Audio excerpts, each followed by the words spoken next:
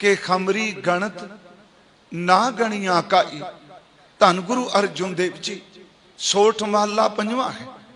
हमरी दा अर्थ है साडी, गणत दा अर्थ है गिनती मिनती। जेड़े असी औगण कीते, जेड़े असी गुनाह कीते, जेड़े असी पाप कीते, परमात्मा ने उन्हां किसे भी गुनाहां दी गिनती मिनती कीती हुई कोई नहीं।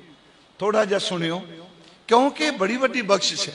हमरी गणत ना गणिया काई, अपना बिरद पछाण। बिरद दा अर्थ है सुभाव। प्रोफैसर साहब सिंह एक लफ्ज बड़ी बड़ी वरदे ने, मुड कदीमा सुभाव। ये लफ्ज दा अर्थ है कि ये ओदा सुभाव मुड तो है।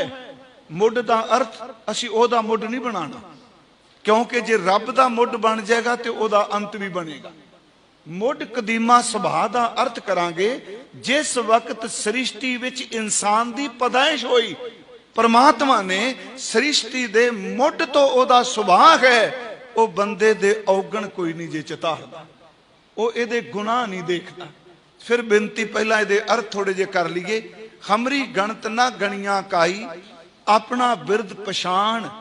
हाथ दे राखे कर अपने, सदा सदा रंगमान।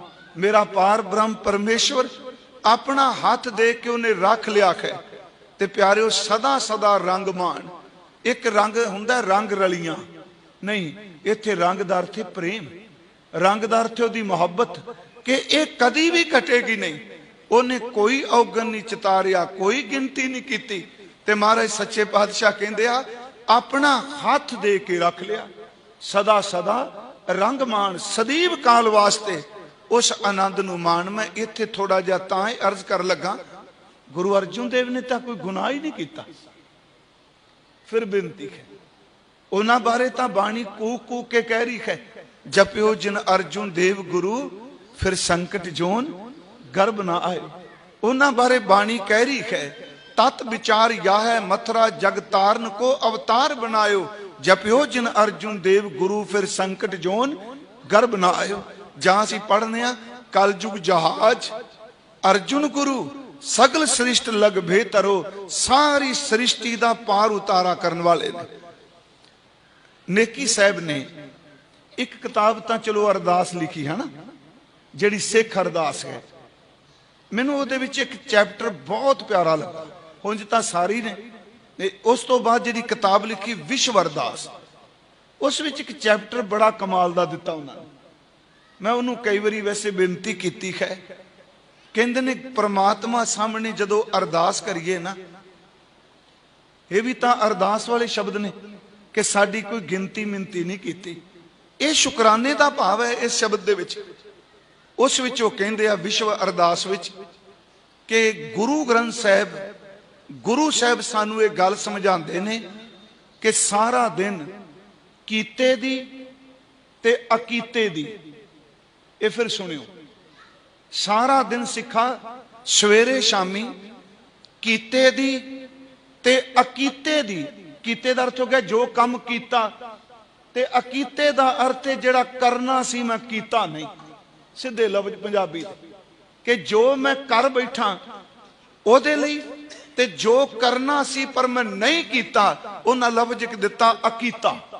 कीते अते अकीते दी अरदास सवेक सवेरे शामी करे। महाराज ये कीता ते अकीता की हो गया? ये दो लफ्जां ने बड़ी बारी मैनू मैं सोचिया, फिर बाणी च सतगुरां समत बख्शी। कीते दा अर्थ जेड़े कर्म मैनू गुरु ने रोके सन ये जिंदगी पर कदी ना करी, मैं सवेर तो शाम तक रज के कीते। अकीते दा मतलब जेड़े कर्म मैनू कहा सी भी ये सारी जिंदगी तू छड्डी ना, वो मैं सारी जिंदगी अकीते कर्म एक भी काम नहीं किया, वो मैं कीते नहीं। उन्हां दे लफ्ज़ सन दो, सियाणे बंदे ने, पर मैनू गुरु साहब दे चरनां च रह रास दा पाठ करदिआं एक कीता ते अकीता दोनों मिल गए। हुण आप पाठ करोगे, गुरु साहब जी ने कहा कि तू जप करी, ये करना है, तू तप करी, तू सेवा करी, तू सिमरन करी, तू अपनियां इंद्रियां ते कंट्रोल करी सिमरन नाल, क्योंकि इंद्री ते कंट्रोल करना भी ये रब दी दया है। भावें मन ते कंट्रोल करना बड़ा मुश्किल जे। मैं एक दिन सच्ची मुची मैं अपनी गल कर रहा, मन च हुण आउंदा किहड़ी अरदास करिए, किहड़े शब्द कहिए, साडे कोल शब्द ही कोई नहीं।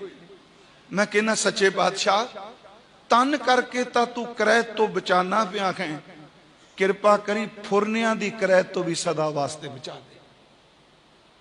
जिहड़ा सुरत दा पतत पुणा है ना, पलीत होना सुरत दा, मत दा पलीत होना, ये दाता तू किरपा करी। आ करना सी मैं नहीं कीता, मैं तारत कर रहा हमरी गणत ना गणिया काई, की नहीं कीता। आ सतगुरु दा जिहड़ा अखीरला शब्द है रहरास साहिब दा, जप तप संयम धर्म ना कमाया, ये अकीते हो गए ना, पर करने साने मैं कीते नहीं। जप तप संयम धर्म ना कमाया, मैं नहीं कीता। ना कमाया दर्थ में नहीं कीते।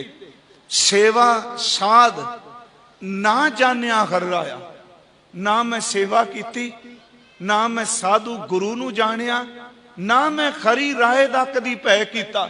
तुसी क्या सी जप करियो नाम दा, तप करियो सेवा दा, संयम रखियो इंद्रियां दा, ते गुरु परमात्मा दे चरना समर्पित होयो। हे सतगुरु गुरु अर्जुन देव कहंदे ने ये मैं एक भी नहीं कीता, ना मैं जप कीता ना तप कीता। जप तप संयम धर्म ना कमाया, सेवा साध ना जानिया हर्राया। कहो नानक आ मैं कीता, कहो नानक हम नीच कर्मा, मैं नीच कर्म कीते। शरण परे की राखो शर्मा, आख है कीता ते अकीता।